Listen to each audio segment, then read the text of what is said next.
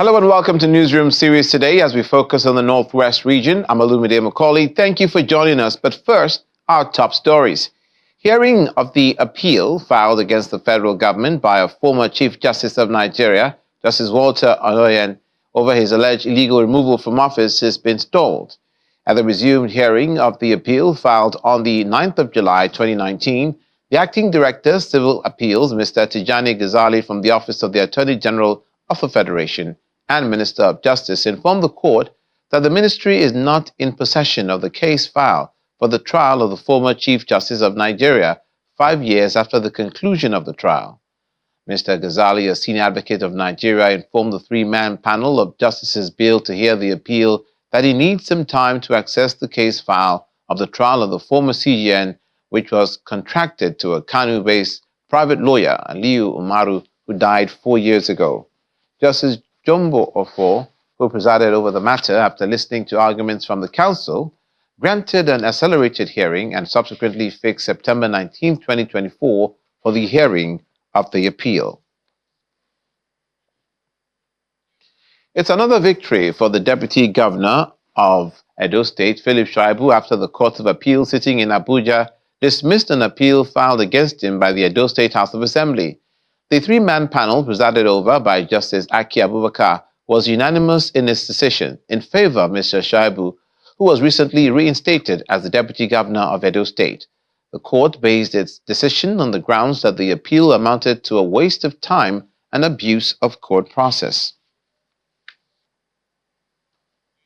The Nigeria Labour Congress has directed its members and affiliates nationwide to get ready for an indefinite strike should the police detain its national president, Comrade Joe Ajero, over invitation for interview on charges connected to criminal conspiracy, terrorism financing, reasonable felony, subversion, and cybercrime.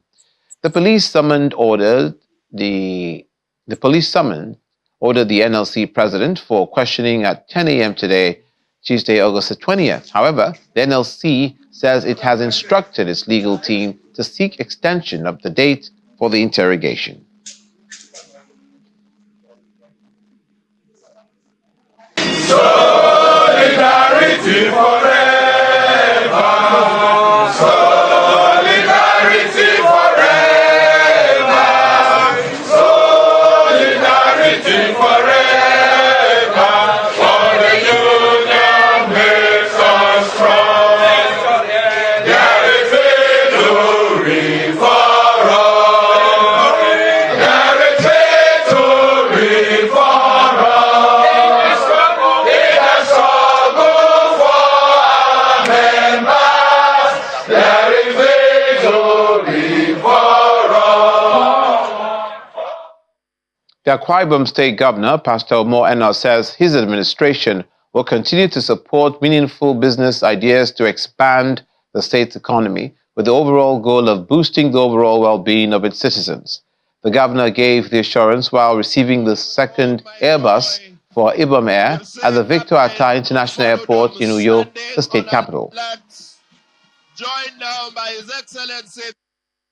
Let me specifically congratulate the board and management and staff of this great airline for the excellent work they have done in getting us to where we are today.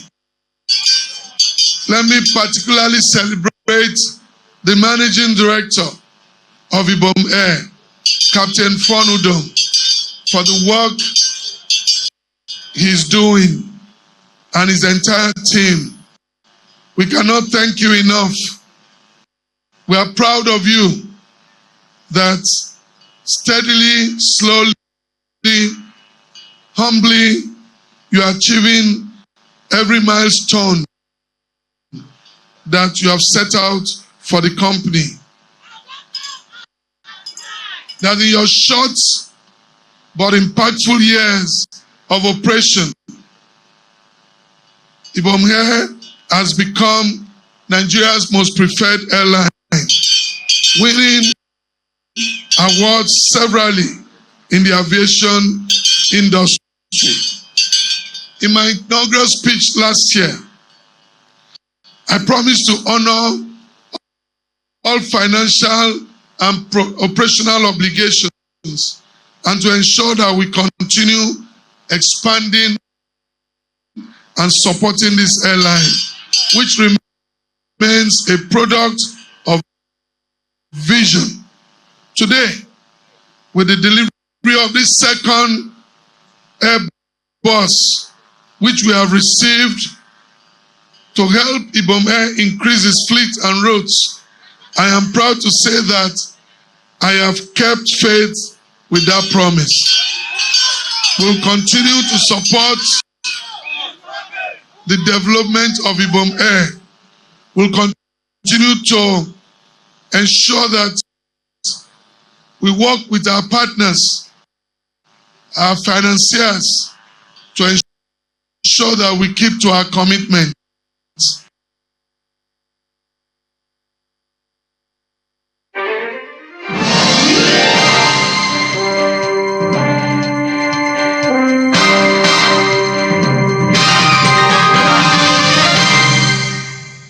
The Northwest region is in our crosshairs on Newsroom series today, beginning with Kebbi. Several communities in Mayama local government area in Kebbi State have been cut off, as only the bridge linking the area, the only bridge linking the area has collapsed. The incident happened after heavy rainfall. Eyewitnesses say that the collapse of the bridge has disrupted economic activity, social interaction, and access to essential services in the affected villages. Rescue efforts are set to be underway, with local authorities and emergency responders assessing the extent of the damage.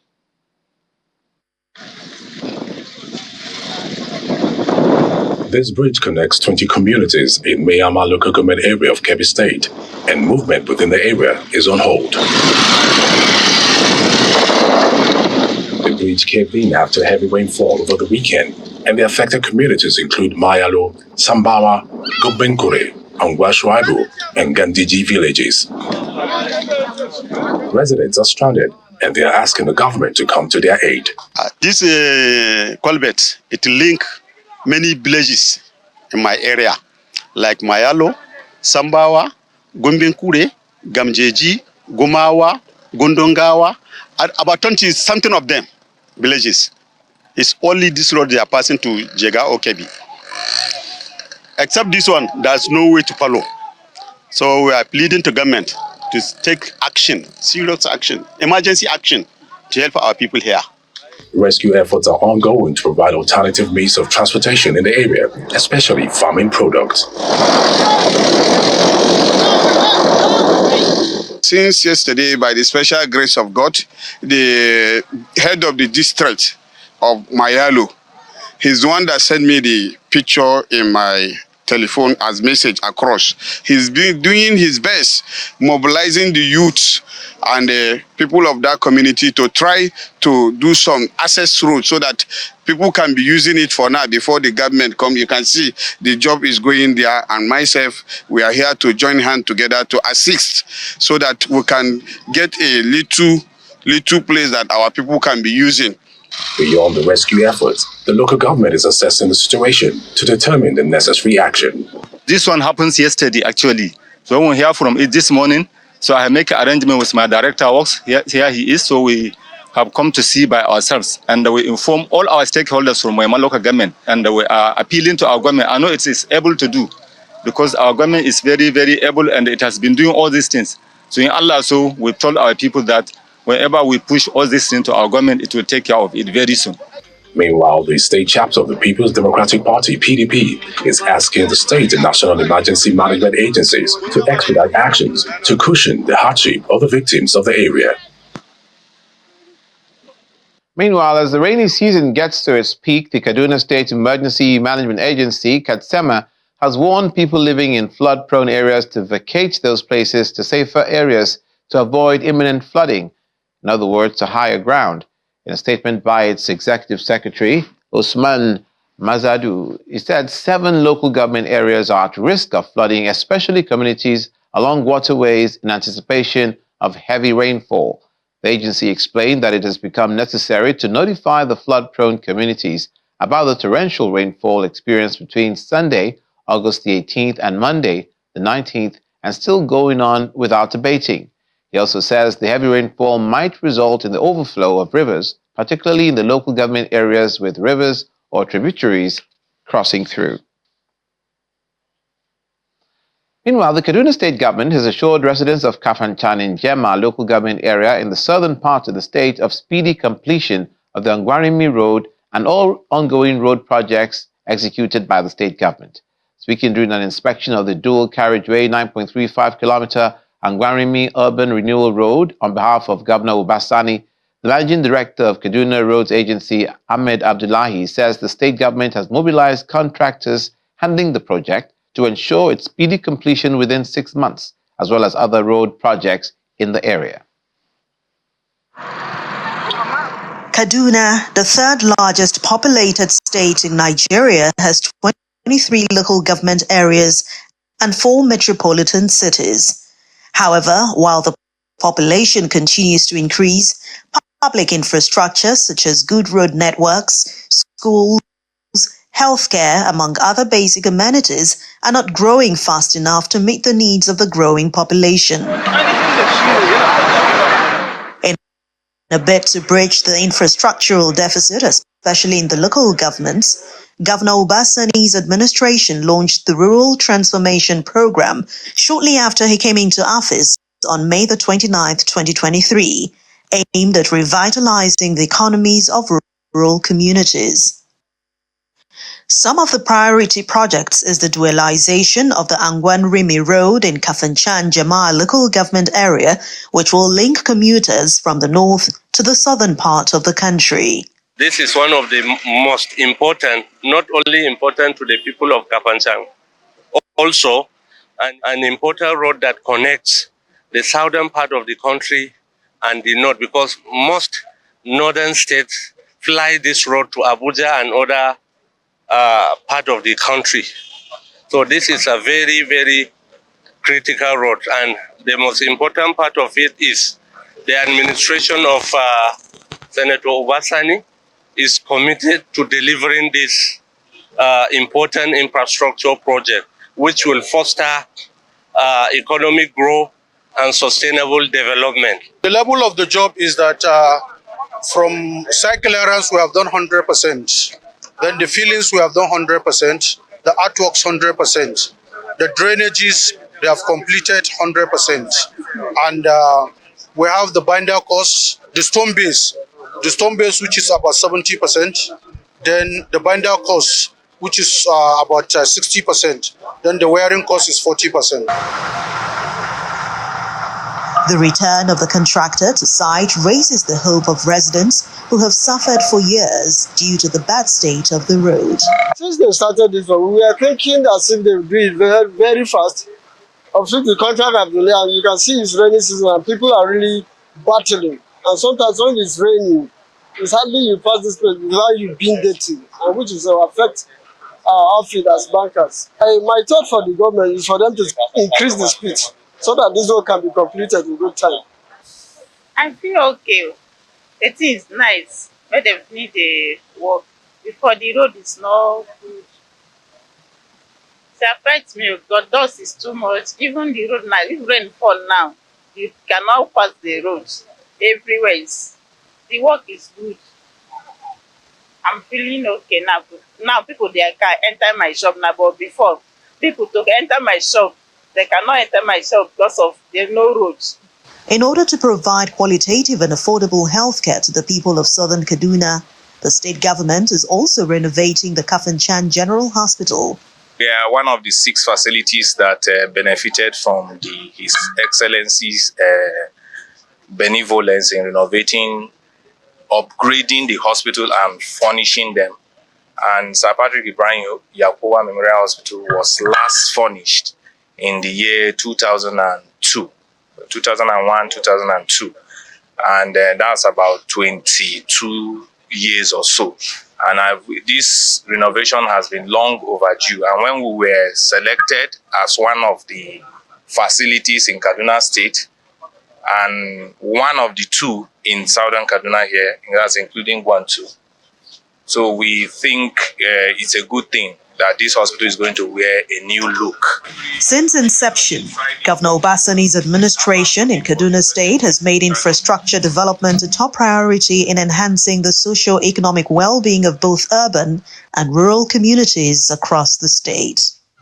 Welcome back. Governor Dauda Lawal of Zamfara State in northwest Nigeria has vowed to provide free medical care to women and children across the state. The governor made this statement during the commissioning of the renovated Kauran Namoda General Hospital. Our correspondent Sadiq Ilyasu reports. I'm delighted to report that in the last 14 months, we have made significant strides in improving the health sector by investing in renovating and upgrading hospital and primary health care centers across the state. We are also concluding plans to recruit and train more health workers, procure essential drugs and equipment, and introduce free maternal and child health services.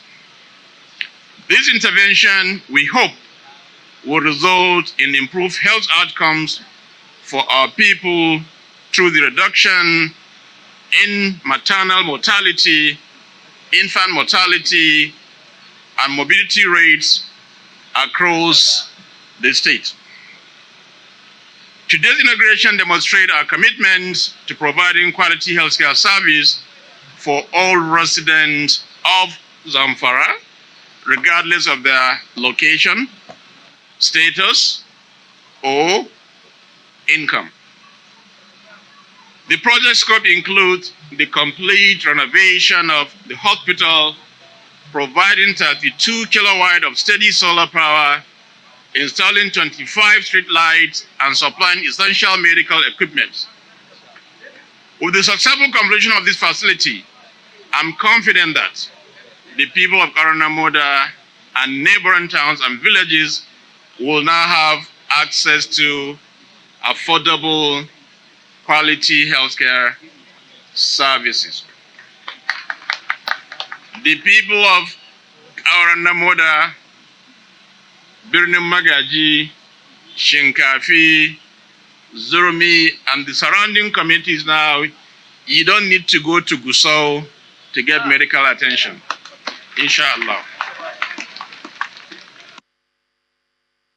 And to security, the acting general officer commanding 8th Division of the Nigerian Army and Commander Joint Task Force Northwest Operation Hadarin Daji, Brigadier General Ibikunle Ajose, says the 8th Division's Inter-Brigade Combat Proficiency Competition is aimed at boosting leadership skills, the esprit de corps, and professional competence, as well as preparing officers for higher responsibilities. Now, the GLC, while declaring the competition open at the 26th Battalion Parade Ground, says this year's Inter-Brigade Combat Proficiency Competition will be more effective and challenging than the previous ones.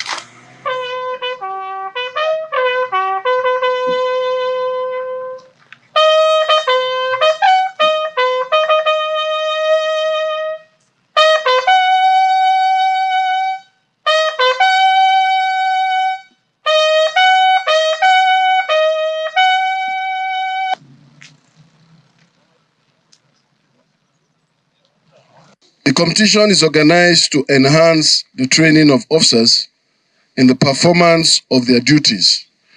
The competition is aimed at sharpening the skills and competencies of middle and junior leadership qualities in 8th Division area of responsibility, in line with Army Headquarters Training Directive for the year 2024. Additionally, the competition is organized to develop esprit de corps, cooperation, and teamwork. In order to ensure the combat of efficiency and effectiveness is upscaled in this division, one of my major areas of focus is on training, as training is everything. To this end, I have commenced the reorganization of the DIV Training School. We now have a main campus in Gingia Barracks and an annex in Kalambina. The combat proficiency is featuring map reading, combat swimming, weapon handling, and obstacle crossing, and its intention is to prepare the participating officers for battle readiness, especially in view of the present security challenges confronting the country. The competition will feature map reading, combat swimming, weapon handling, stripping and assembling of various weapons, as well as range classification. Others include 10-kilometer combat run and obstacle competition. In commemoration of World Humanitarian Day, the wife of the Kebbi State Governor, Zainab Nasir Idris, has provided cash and food support to internally displaced persons, women in the state. Mrs. Idris, who was represented at the event by the Commissioner for Education, says the gesture aligns with her husband's vision to improve the lives of vulnerable individuals. The donation was made to women in internally displaced persons camps in Birnin Kebbi.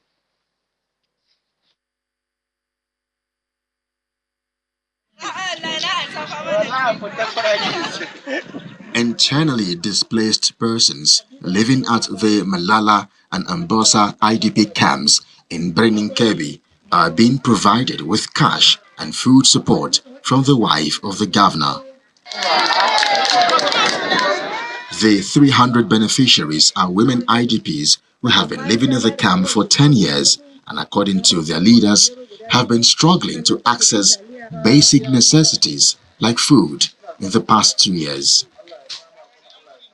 For over 10 years, we didn't receive support from anyone, but now the government is paying our rent in this place we call home. We've been living here for 10 years, and all of us originally came from Baga local government area in Borno State.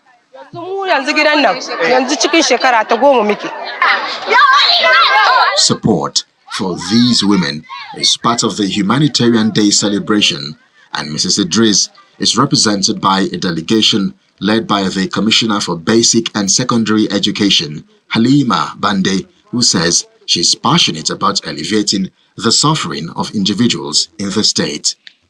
It is effort, her sole effort, to see those particular vulnerable group in the society. She has interest in the women, especially the livelihood, especially the economic status is something that she has passion for.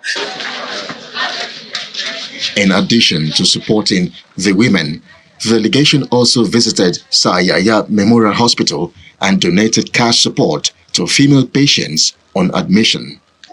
In fact, Her Excellency has set already precedents for us to follow. This is a very good example she demonstrated today. So I think it's worthy of emulation. So each and every one of us should also try and do similar to this. Even if it's not up to this capacity, this will go a long way in helping our women and also our children to better at least their standard of living. These moves by the state government aims to ease the burden on vulnerable persons in the state so they have less to worry when it comes to social amenities.